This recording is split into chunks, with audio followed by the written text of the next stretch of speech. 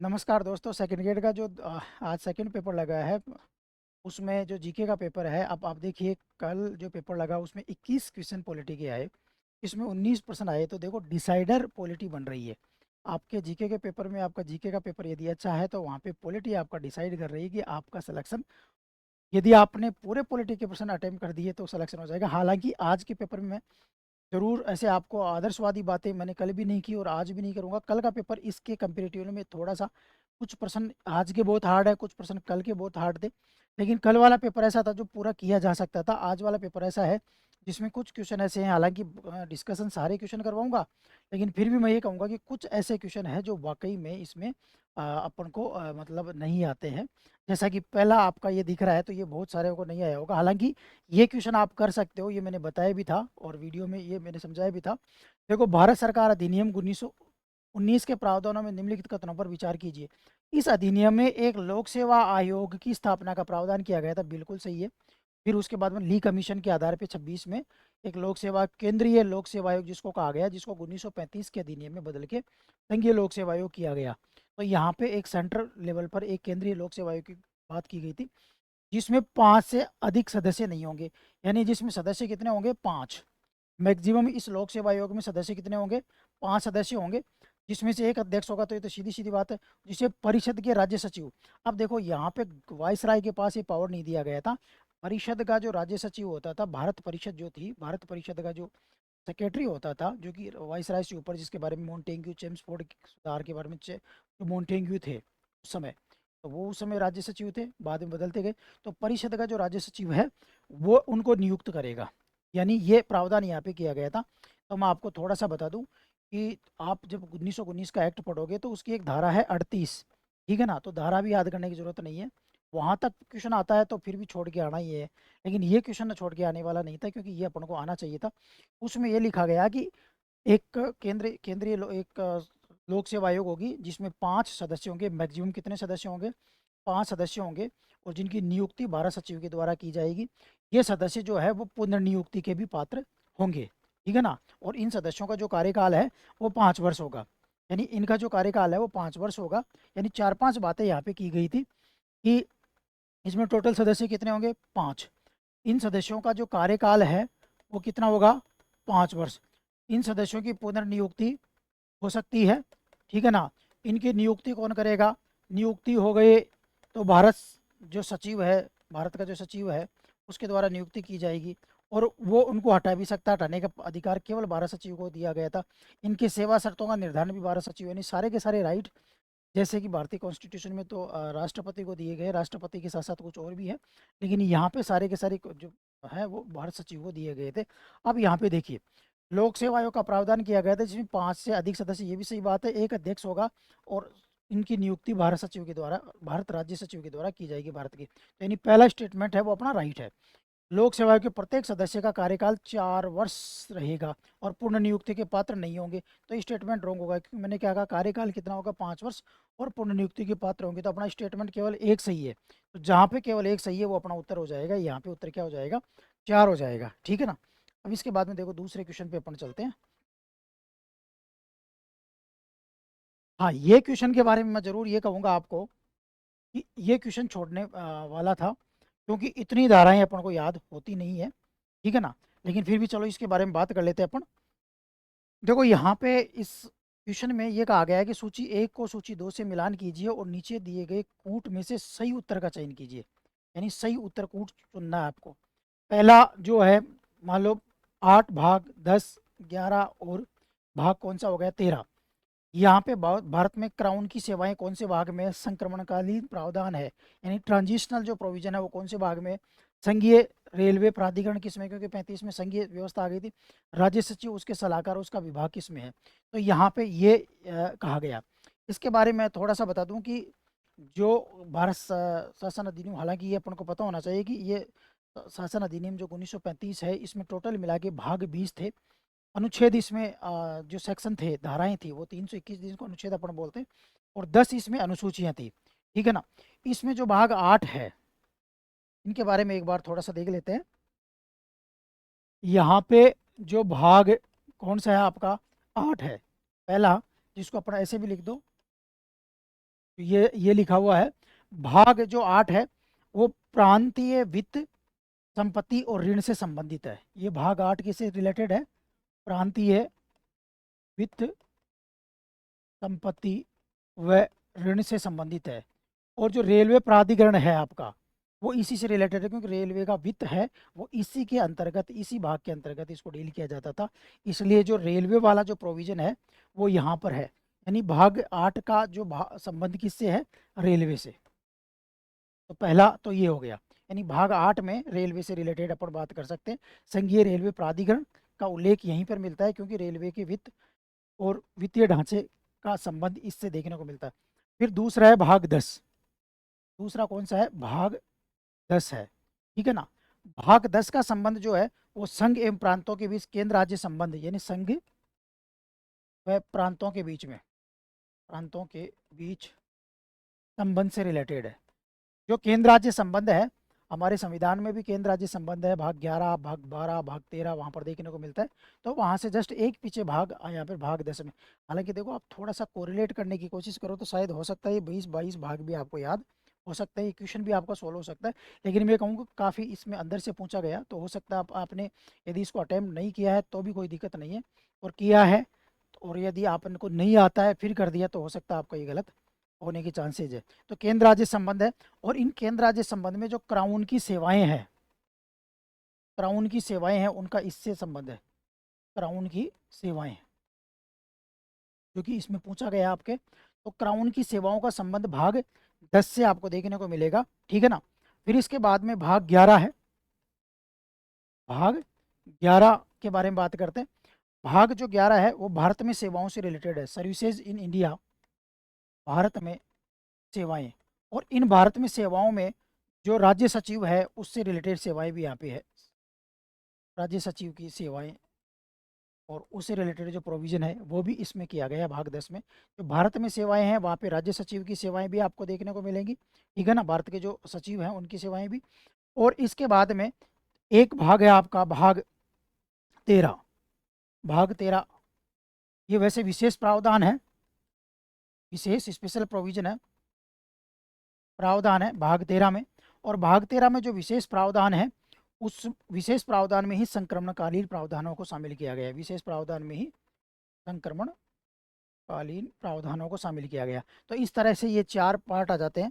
अब इसके हिसाब से अपन देखें तो यहाँ पर अपन देखेंगे भाग 8, ठीक है ना। तो भाग 8 को यदि अपन यहाँ पे देखेंगे तो भाग 8 का संबंध किससे? रेलवे प्राधिकरण से है। तो यहाँ पे भाग 8 किससे जुड़ जाएगा? आपके रेलवे से जुड़ जाएगा। फिर भाग 10, तो भाग 10 को अपन देखेंगे, यहाँ पे देखो अपने लिखा संघ एवं प्रांतों के बीच संबंध है, जिसमें क्राउन की सेवाएं भी यहाँ पर आ जाती है। तो संघ एवं राज्य के बीच संबंध है जिसमें किसकी सेवाएं आ जाती है? क्राउन की जो सेवाएं हैं वो इसके अंतर्गत शामिल हो जाती है। तो यहाँ पे आपके ये देखो, ये जो क्राउन की सेवाएं हैं एक, ये शामिल हो जाएगा, ठीक है ना। हालांकि देखो, आप यदि निकालना चाहोगे तो इसका जो ऑप्शन है वो ये आएगा, ठीक है ना। जैसे ए में कौन सा आ जाएगा? आपका तीसरा आ गया, ठीक है ना। तो ए में तीसरा देखोगे तो कहीं पे भी नहीं है। तो आपको मैं 2 तरह से बता रहा हूँ, यदि आपको एक भी याद है तो भी आपका उत्तर हो गया। आपको केवल भाग 8 याद है, और भाग 8 में रेलवे प्राधिकरण से रिलेटेड प्रोविजन है, वित्त से रिलेटेड है और रेलवे प्राधिकरण से रिलेटेड है, तो भी आपका प्रश्न हो गया। लेकिन फिर भी ये कहूँगा कि आपको कुछ ही नहीं पता तो फिर इसको छोड़ना ही ज़्यादा अच्छा होगा। बाकी यदि किसी को एक भी पता है तो उससे भी ये क्वेश्चन सीधा का सीधा निकल रहा है। मैंने आगे तो डिस्कस ही नहीं किए, ठीक है ना। आप आराम से मिला सकते हो। सी जो है आपका, सी राज्य के सलाहकार, और ये जो संक्रमणकालीन विशेष प्रावधान है उसमें संक्रमणकालीन प्रावधान शामिल हो गए। तो इस तरह से आप जोड़ सकते हो इसको। और वैसे भी देखो, मैं आपको एक और चीज़ बताऊं, एक लॉजिक और है इसमें, ठीक है ना। तो यहाँ पे देखो, मैं डी का बता रहा हूँ। डी में क्या है? आपका दूसरा प्रोविजन है, और यहाँ पे दूसरा और कहीं पर भी नहीं है। यदि डी भी आपको उत्तर आ रहा है, आप हमेशा देखना संविधान में भी आप देखोगे तो जो विशेष प्रावधान, संक्रमणकालीन प्रावधान, ऐसे जो प्रावधान होते हैं संविधान के लास्ट में डाले जाते हैं, क्योंकि शुरू में केंद्र की कार्यपालिका, विधायिका, न्यायपालिका, राज्य की कार्यपालिका, विधायिका, न्यायपालिका, ये फिर सेवाएं, सर्विसेज, इनसे कर्मचारी, उनके बारे में प्रोविजन होंगे। फिर लास्ट में बचे कुछ होंगे विशेष, कुछ प्रावधान है। जैसे भारत में भी देखो विशेष प्रोविजन भाग 21 में जोड़ अपन को देखने को मिलेंगे। तो यदि थोड़ा सा भी कॉमन सेंस यहाँ पे यूज किया हो, अपन ने किया होता थोड़ा सा भी, देखो ये, और ये देखो कॉमन सेंस कब यूज करते हो, जब आप एग्जाम के समय नॉर्मल रहते हो, जब आप हाइपर नहीं होते हो, घबराहट नहीं होती है। हालांकि घबराहट स्टार्टिंग में होती है, मैं उस पर भी मैं ज़्यादा बात नहीं करूंगा, लेकिन यदि फिर भी आप अपने आप को बैलेंस कर पाते हो तो फिर दिमाग जहाँ पे काम करता है वहाँ पे। और सच बताऊं, यदि मुझे ये क्वेश्चन नहीं आता तो भी मैं एक बार सोचता और मैं लास्ट वाले के साथ इसको मिलाने का प्रावधान करता, और ये देखता कि यार, क्योंकि संक्रमणकालीन प्रावधान ये कभी भी कॉन्स्टिट्यूशन देखना लास्ट में आपको देखने को मिले, तो इसके आधार पे मैं इसको उत्तर को कर सकता था। खैर कोई नहीं, इसका उत्तर जो होगा आपका वो कौन सा हो जाएगा, एक हो जाएगा। ठीक है, फिर इसके बाद में देखो नेक्स्ट चलते हैं अपन।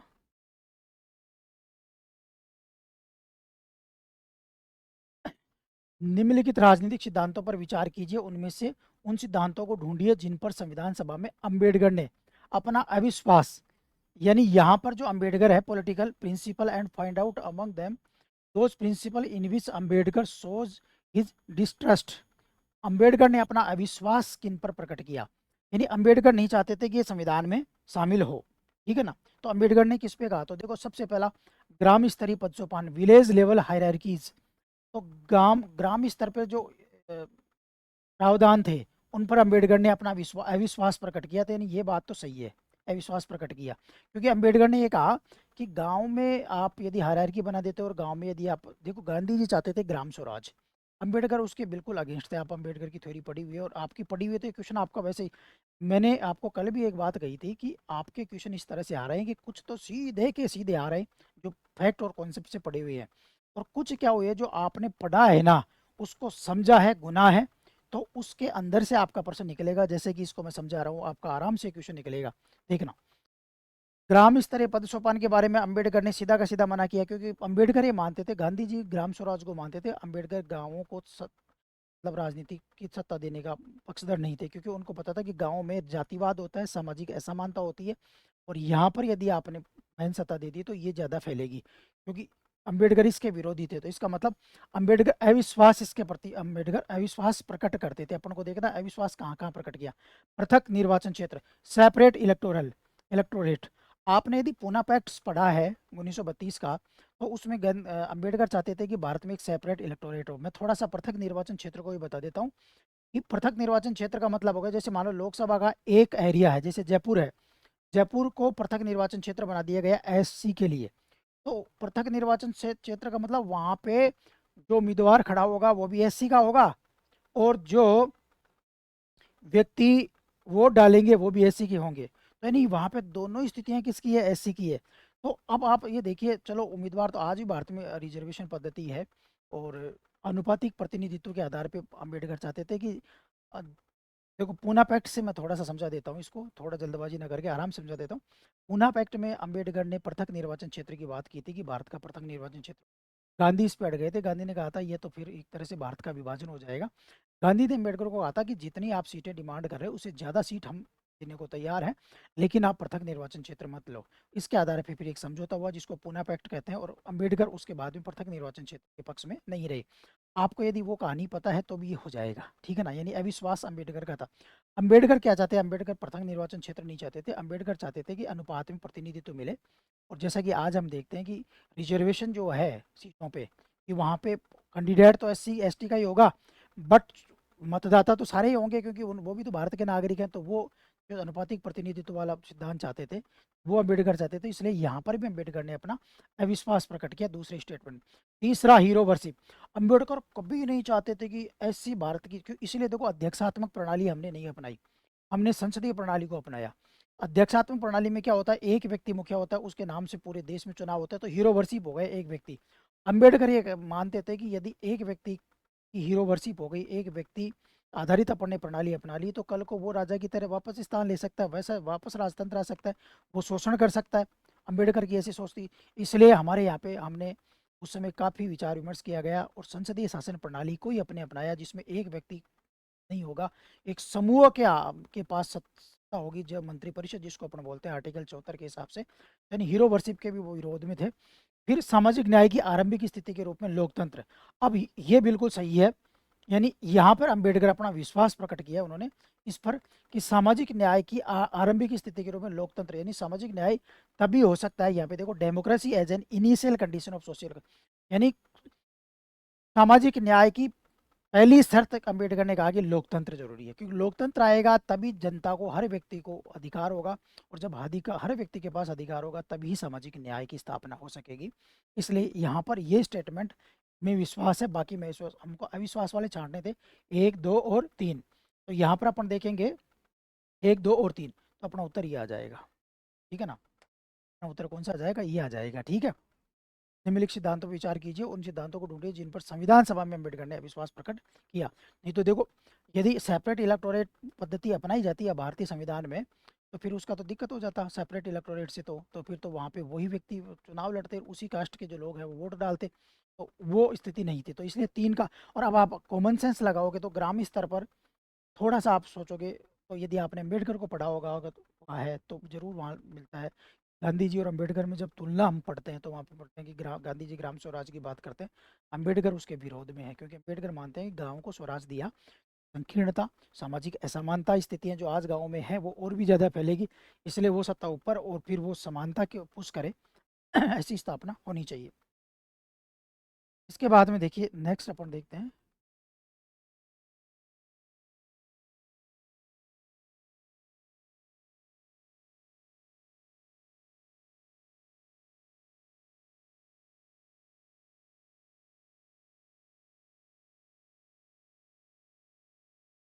ये सीधा सीधा प्रश्न पूछा है, निम्नलिखित में से किस वाद में भारत के उच्चतम न्यायालय ने भारत के संविधान की उद्देशिका में समाजवादी शब्द को शामिल किए जाने पर यह माना कि न्यायालय को उद्योगों के राष्ट्रीयकरण एवं राज्य स्वामित्व के पक्ष में अधिक से अधिक झुकाव रखने में मदद मिलेगी। यानी समाजवाद के बारे में कहा कि जब उद्योगों का राष्ट्रीयकरण किया जाएगा, ठीक है ना, देखो इसमें ये जो आंसर है इसका सीधा सीधा है, इसमें फैक्ट सीधा सीधा है कि एक्स लवियर बनाम भारत संघ मामले में ये सुप्रीम कोर्ट ने कहा था कि हम समाजवाद जो शब्द शामिल किया है कि उसके द्वारा जो उद्योगों का राष्ट्रीयकरण करते हैं और राज्य के स्वामित्व के में ज़्यादा चीज़ें, क्योंकि समाजवाद में क्या होता है, राज्य का कंट्रोल होता है।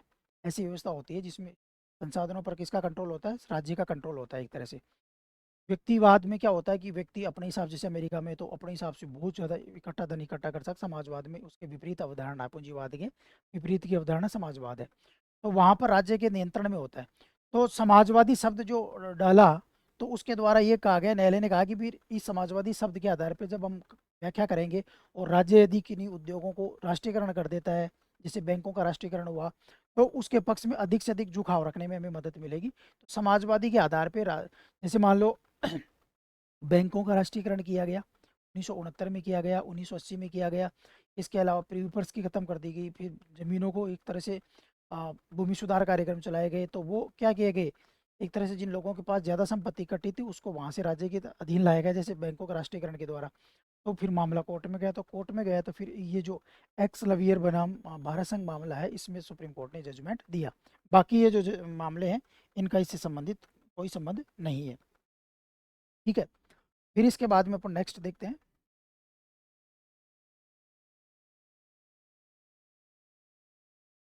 देखो ये जो क्वेश्चन आया है ना, मेरे लिए भी काफ़ी इंटरेस्टिंग हुआ है।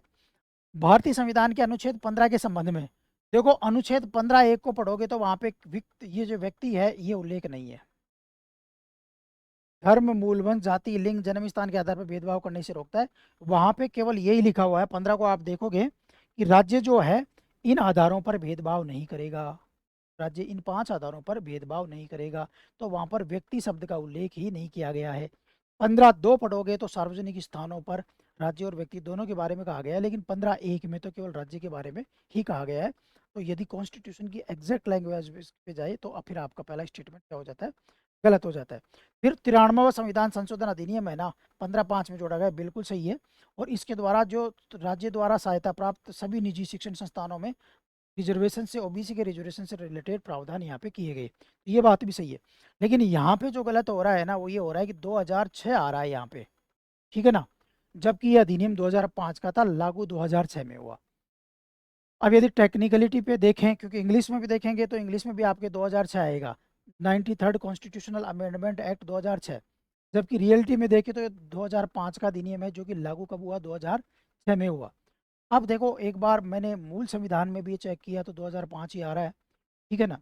तो अभी तो मेरा तो ओपिनियन यही है इस क्वेश्चन को लेकर के कि न तो एक और न ही दो, दोनों ही गलत है इसमें, क्योंकि यहाँ पे व्यक्ति शब्द शामिल कर लिया गया और यहाँ पे 2006।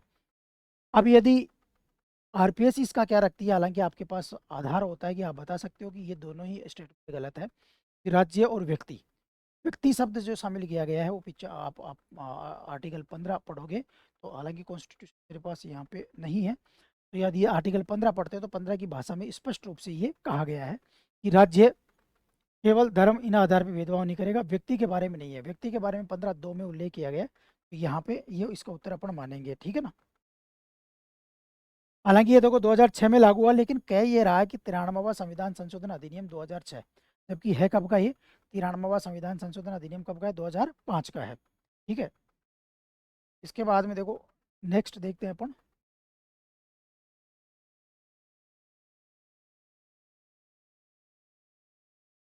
ये देखो कल भी आपने यदि, हाँ कल के लिए एक बात बता दूं, कल यदि आपने मेरे वीडियो यदि देखे, मैं क्योंकि मैं थोड़ा सा चीज़ों को एक साथ कोरिलेट करके पढ़ाने की मेरी आदत है, ताकि दो चीज़ें कंपैरिजन हो सके, दो चीज़ों का कंपैरिजन, उससे फ़ायदा हो।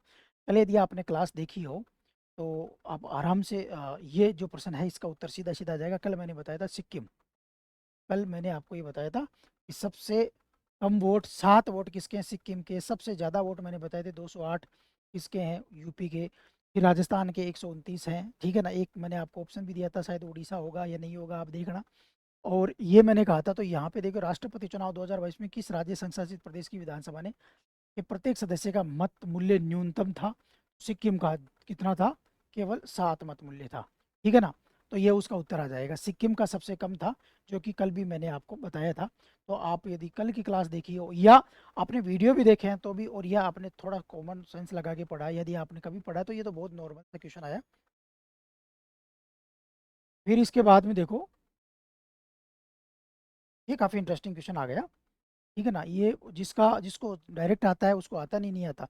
देखो इसने ये कहा कि India second dominant party system, Bharat की दूसरी प्रभावशाली party system, second dominant party system के बारे में दूसरा प्रभुत्वकारी दल प्रणाली की संकल्पना किसने प्रस्तुत की। तो देखो रजनी जो कोठारी है, मैं पहले थोड़ा सा बता देता हूँ। रजनी कोठारी ने डोमिनेंट पार्टी सिस्टम की अवधारणा दी थी, यानी प्रभुत्वकारी दल प्रणाली की अवधारणा दी थी। और उन्होंने कहा था 1960-70 के दशक में कांग्रेस ही एकमात्र प्रभुत्वकारी दल था, डोमिनेंट पार्टी था, और उसी के द्वारा ये सारा का सारा सिस्टम किया जाता था। ये किसने दिया था, रजनी कोठारी ने, ठीक है ना। इसके बाद में जो सुहास पलसीकर है, यहाँ पे उत्तर दिया जाएगा। इन्होंने 2000 के लगभग कहा कि भारत में अब जो सेकंड डोमिनेंट पार्टी सिस्टम है वो है, और वो जो सेकंड डोमिनेंट पार्टी है, दूसरा प्रभुत्वकारी दल जो भारत में है वो है बीजेपी। और आने वाले समय में ये भारत की सत्ता पे मतलब धीरे धीरे बहुत प्रभावकारी स्थिति होगा, जो कि अब आज हम देखते भी है। तो इस परिप्रेक्ष्य में इसको पूछा, सुहास पलसीकर इसका उत्तर हो जाएगा, ठीक है ना। तो ये आप उत्तर इसका कर सकते हो, ये आपका उत्तर होगा। तो पहला डोमिनेंट पार्टी सिस्टम हो सकता है, पेपर में पूछ रहे तो वो रजनी कोठारी ने दिया था। और सेकंड वाला जो दिया है वो तो डोमिनेंट पार्टी सिस्टम बताया था, और ये second dominant party system India का ये जो है वो सुहास पलसीकर ने बताया है। इसके बाद में देखो नेक्स्ट क्वेश्चन पे अपन चलते हैं। ये बहुत सिंपल सा क्वेश्चन आया है, अभी तिरंगे को लेकर के 15 अगस्त के समय भी विवाद विवाद चला था, और ये बहुत फेमस क्वेश्चन है। और यदि आपने संविधान की क्लास देखी है और मूल अधिकार देखे हैं तो मैंने 21 में इसको बताया भी है। नवीन जिंदल, सीधा सीधा उत्तर है, नवीन जिंदल में कहा था कि जो आपका भारत के उच्चतम न्यायालय के निम्नांकित में से किस वाद में उद्धृत किया गया है, राष्ट्रीय ध्वज का सम्मान एवं गरिमा के साथ स्वतंत्र रूप से फहराना, यानी राष्ट्रीय ध्वज फहराने का हमें जो अधिकार है, ठीक है ना, वो 51 कह के खंड कह में वर्णित कर्तव्य के अनुरूप है। और 21 में भी इसको डाला, और नवीन जिंदल में राष्ट्रीय ध्वज फहराने का अधिकार हमें दिया गया अनुच्छेद 21 के तहत भी। और 51 के मूल कर्तव्य में भी ये भी कहा गया कि व्यक्ति का भी, भारत के नागरिकों का भी मूल कर्तव्य है कि राष्ट्रीय ध्वज फहरा सकते हैं वो सम्मान और गरिमा के साथ। इसलिए होता है ना कई बार राष्ट्रीय ध्वज उल्टा पहना देते हैं या उसको पैरों में डाल देते हैं, ये ऐसे वीडियो आते हैं, तो वो कहते हैं कि ये जो माननीय उच्चतम न्यायालय का नवीन जिंदल, क्योंकि नवीन जिंदल जो थे हरियाणा से रिलेटेड थे, और उन्होंने क्या किया अपने घर पे ये पहनाया, तब ये चला भाई आप घर पे नहीं पहना सकते हो, तब उन्होंने कोर्ट में लड़ा और सुप्रीम कोर्ट ने फिर ये जजमेंट दिया। तो इसका उत्तर सीधा सीधा है भारत संघ बनाम नवीन जिंदल, और ये काफ़ी फेमस केस है, ये आपका क्वेश्चन होना चाहिए था सही। फिर ये भी सिंपल सा क्वेश्चन आया है आपका, देखो भारतीय संविधान में अब देखिए मूल कर्तव्य नीति निर्देशक तत्वों के बारे में हमेशा मैं ये कहता हूँ कि नीति तत्वों का सीधा सीधा क्वेश्चन तो आता है, लेकिन इनकी एप्लीकेशन भी आ जाती है कि पूछ लेता है कि इनके आधार पे क्या बनता है। तो देखो भारत के किस अनुच्छेद संसद ने ग्रेच्युटी भुगतान अधिनियम पारित किया, यानी किस नीति निर्देशक तत्व के अनुसरण में। देखो 41 जो है, ठीक है ना, काम, शिक्षा और लोक सहायता, लोक सहायता यानी लोक यानी सार्वजनिक यानी सरकारी सहायता, ठीक है ना, पब्लिक असिस्टेंट पाने का अधिकार से संबंधित है ये। पहले इनको आप देखोगे तो समझ जाओगे, ठीक है ना। 42 उद्योगों से रिलेटेड है, 39 निःशुल्क विधिक सहायता है और 46 जो आपका है वो स्वास्थ्य से रिलेटेड है, ठीक है ना, स्वास्थ्य या SC ST से रिलेटेड है। तो यहाँ पे देखो जो ग्रेच्युटी भुगतान है वो एक प्रकार की पब्लिक असिस्टेंट हो गई, ठीक है ना। तो एक पब्लिक असिस्टेंट हो गई, तो यानी यहाँ पे आपका राइट आंसर कौन सा आ जाएगा, 41 आ जाएगा। तो आप यदि मूल कर्तव्य जो नीति निर्देशक तत्वों के अनुच्छेदों को देखते हो, 41, 42, 43 नाम को भी पढ़ते हो, तो उसमें भी आपका आता है। ये सिंपल सा क्वेश्चन आया था, बहुत ही ज़्यादा सिंपल क्वेश्चन है ये, ठीक है। इसके बाद में देखो नेक्स्ट चलते हैं अपना।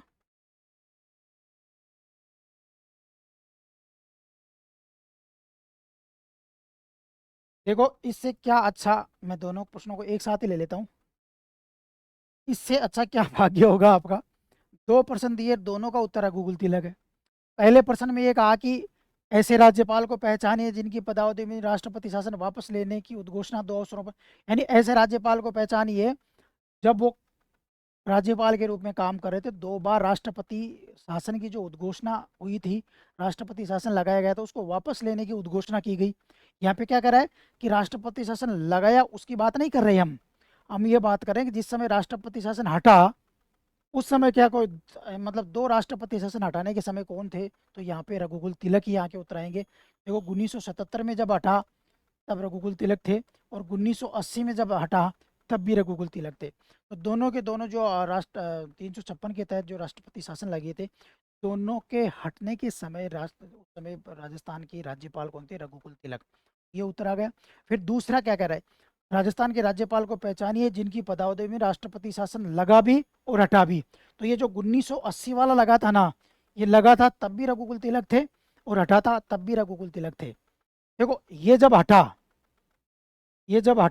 रघुकुल तिलक, मैं थोड़ा सा लिखता हूँ, रघुकुल तिलक, तो ये जब हटा ना तब रघुकुल तिलक थे 77 में, और ये जब लगा और हटा दोनों स्थिति में कौन थे, रघुकुल तिलक थे। तो यहाँ पर भी उत्तर कौन आ जाएगा, रघुकुल तिलक, और यहाँ पर भी कौन आ जाएगा, रघुकुल तिलक, ठीक है ना। तो बाकी में तो देखोगे कि हर राष्ट्रपति शासन में आप देखोगे एक लग गया, फिर लगा तब दूसरा था, हटा तब दूसरा, लगा तब दूसरा, हटा तब, लेकिन तीसरा राष्ट्रपति शासन ऐसा है जिसमें लगाने के समय भी रघुकुल तिलक थे, हटाने के समय भी। बाकी सब में दो दो आपको या 2 या 3 राज्यपाल मिलेंगे, लगाने समय अलग था, हटाने के समय अलग था, और बीच में भी हो सकता है एक, फिर बीच के दौरान भी था, ऐसे भी आपको उदाहरण मिलेंगे। लेकिन ये यहाँ पे दोनों के दोनों प्रश्न है, उनका उत्तर कौन हो जाएगा, रघुकुल तिलक हो जाएगा। एक सेकेंड, तो नहीं गए अपना।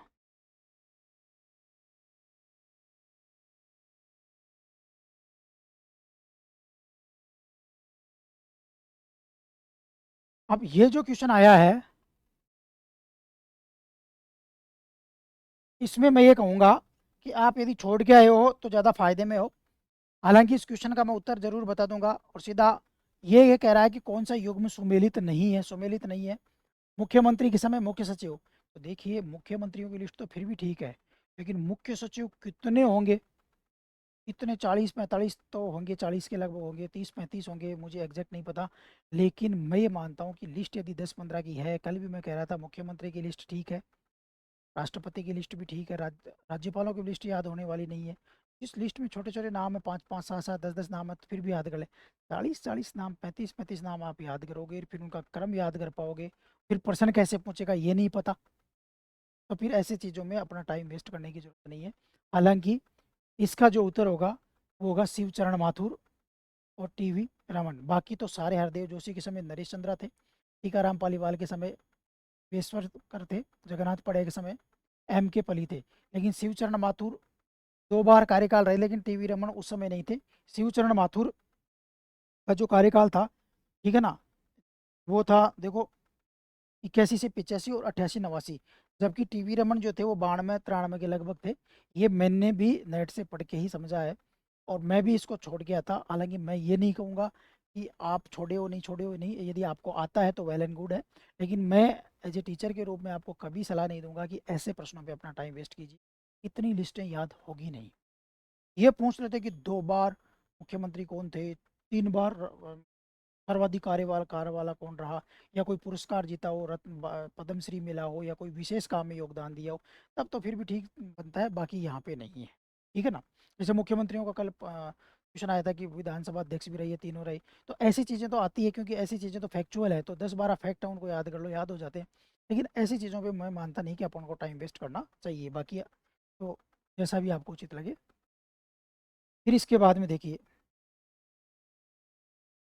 देखो अनुच्छेद 73 173 के अधीन ये क्या, मुख्यमंत्री और मंत्री के रूप में नियुक्त व्यक्ति के संबंध में निम्नलिखित कथनों पे, कोई मुख्यमंत्री बनता है या मंत्री बनता है तो उस व्यक्ति जो नियुक्त होता है उसके कथनों पे विचार कीजिए। उसमें अनुच्छेद 173 के अधीन अर्हता होना चाहिए, क्योंकि कोई भी मंत्री कौन बनेगा, जो विधायक होगा। मंत्री कौन बनेगा, जो विधायक होगा। और यहाँ पे जो विधायकों की एमएलए हैं उनकी योग्यता है, कोई भी विधायक होगा वो भारत का नागरिक होना चाहिए। ठीक है ना। तो ये मुख्यमंत्री के रूप में भारत का नागरिक तो होना ही चाहिए। लेकिन यहाँ पे देखोगे तो आपका ये पहला स्टेटमेंट तो आपका ठीक हो जाएगा। लेकिन दूसरा स्टेटमेंट है वो इनकी डिसक्वालिफिकेशन से रिलेटेड अनुच्छेद है 191, 191। ठीक है ना। तो इसका मतलब दूसरा स्टेटमेंट आपका क्या हो जाएगा, रॉन्ग हो जाएगा। 190 जो है ना, वो ये है कि कोई व्यक्ति 2 सदनों का सदस्य बन जाता है, एक साथ 2 सदनों का चुन जाता है, एक सदन उसको छोड़ना पड़ेगा। यानी स्थानों के रिक्ति के बारे में, न कि डिस्क्वालिफिकेशन से रिलेटेड है। डिस्क्वालिफिकेशन से रिलेटेड मैंने अनुच्छेद बताया 191 है आपका। इसका मतलब ये हो गया कि आपका पहला स्टेटमेंट सही है और केवल एक सही है, 2 गलत है, तो आपका उत्तर हो जाएगा चौथा। ठीक है ना। फिर इसके बाद में देखिए आगे चलते हैं, और ये फैक्ट था, और लेकिन क्वेश्चन ठीक था ये। भारत में पहली लोकतांत्रिक सरकार में शिक्षा मंत्री थे नाथूराम मिर्धा। ये तो सीधा सीधा फैक्ट है जो मैं आपको सीधा बता रहा हूँ। नाथूराम मिर्धा। ठीक है ना। जो शिक्षा मंत्री थे उस समय वो कौन थे, नाथूराम मिर्धा। आराम की नाथूराम मिर्धा। ठीक है।